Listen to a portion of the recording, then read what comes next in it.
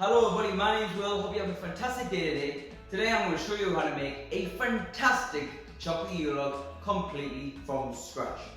It ticks every box. So let's get started.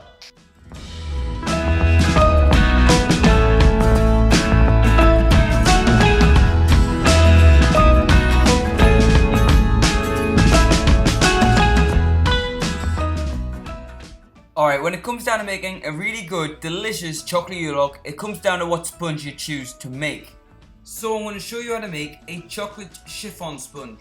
In my opinion, this is the perfect sponge to use to make a chocolate Yule. The making process of the batter is slightly different to a classic sponge because the main thing that helps the sponge rise is pouring meringue into it. But that bit is later on. We're going to first sort out the dry ingredients. So sift together 90 grams of all-purpose flour, 10 grams of cornflour, 4 grams of baking powder, 2 grams of bicarbonate soda, and finally 20 grams of unsweetened cocoa powder. And once it's all been sifted together, you're going to want to add in a fine pinch of sea salt, not a big pinch. The salt's there to enhance the rest of the ingredients. That's it. If you can taste it, you've added too much. It's as simple as that. And then to that you're going to add in 40 grams of soft light brown sugar and then give it a good whisk together. And that, my friends, is the dry ingredients sorted. Just set that to one side while we do the wet ingredients. And we're going to start by separating 3 eggs. The yolks from the white. Make sure you don't get any yolk in the white because then the white will not whip up and you have to start again, which is a right pain in the ass. So the best way to do it is to crack the egg on a flat surface, not a round surface, so that you prevent the shell from penetrating the yolk, which in turn will burst the yolk, which is a big no. And then pour the egg straight into your hand and then pass the yolk from hand to hand to get rid of all the excess egg white. But do this carefully, the yolk is very fragile. It is like a ticking time bomb. It could burst at any moment. And place the yolks into a separate clean bowl, and that is how you separate the yolk from the white. And now to the egg yolks, add in 60 milliliters of vegetable oil and 90 milliliters of whole milk and whisk it together until thoroughly combined. And right after, add in the dry ingredients and fold it all together until all the dry ingredients are fully incorporated and you've achieved a nice smooth batter, like this. And now with the egg whites, we're going to make a nice simple meringue to fold into the batter. So to the egg whites, add in half a teaspoon of cream tartar. This is a stabilizer. It's to prevent the egg whites from over whipping, and beat it together until you achieve soft peaks, like this. Then start gradually adding in 15 grams of caster sugar.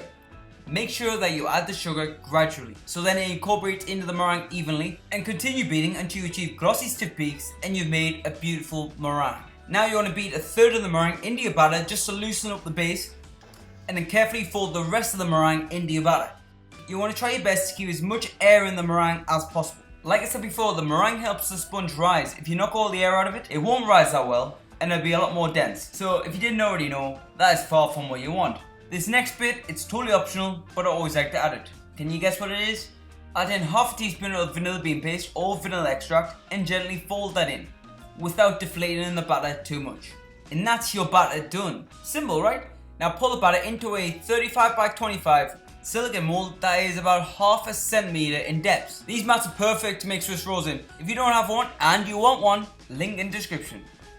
And you want to make sure the batter fills the whole tray, spreading out nice and evenly. Make sure you get it right into the corners so that it bakes evenly, and preheat a fan oven to 160 degrees Celsius. If you do not have a fan oven, preheat it to 180 degrees Celsius and bake for 12 to 15 minutes or until it springs back at you. But another way to do it is just stick a cocktail stick right into the center of the cake and it should come out clean. If it doesn't, bake for a bit longer, but try your best to not overbake it because the texture will not be the same. And now immediately unmold the sponge onto a sheet of non-stick parchment paper which you've lightly sprinkled some caster sugar on, and carefully remove the sponge from the silicone mold or your tray, whichever you decide to use. But if you did decide to use a tray, make sure that you grease and line the tray before baking it so that you can remove it from the tray. I should have mentioned that before, apologies. And now this is a very important step. Whilst it's warm, you're going to roll the log up around the parchment paper. This is going to give the sponge the memory you want. So when you come to doing the real thing, the sponge does not crack, which will make it look a lot more professional. And then you're going to let that cool down fully at room temperature on a wire rack. So now while we're waiting for the sponge to cool down, we're going to make a beautiful Swiss meringue buttercream. The flavour is amazing, it's not too sweet, and it's got a really light texture.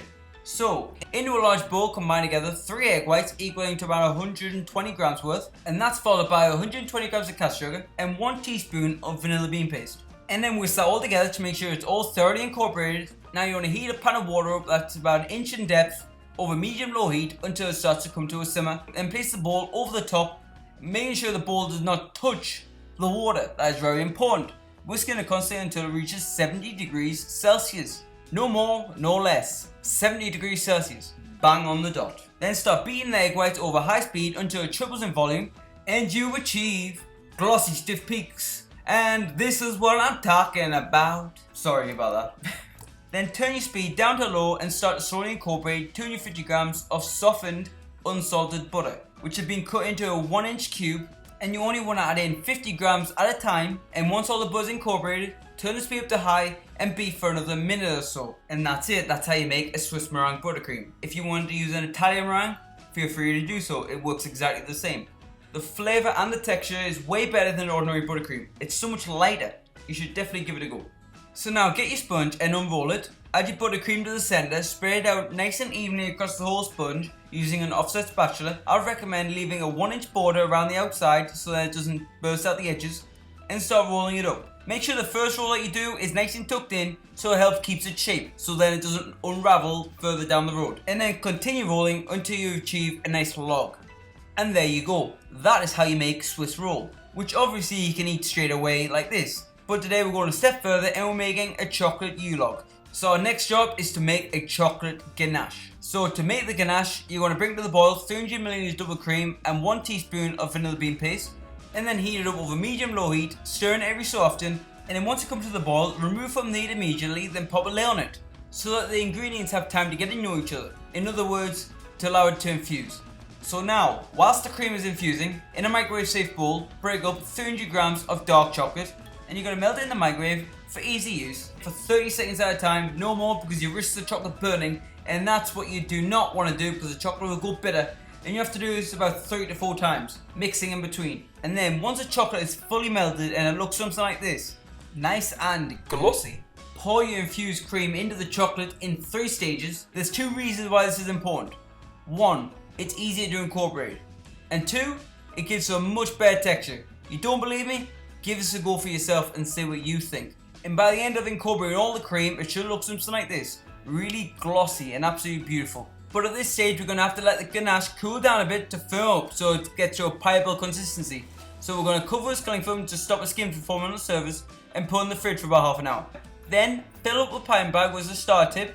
Then pipe the ganache onto the Swiss roll, going from one end to the next. Try your best to do this in one motion without stopping.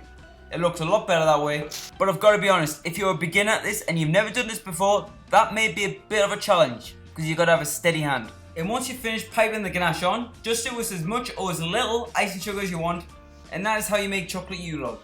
It can be stored at room temperature or in the fridge, but make sure it's thoroughly covered no matter what.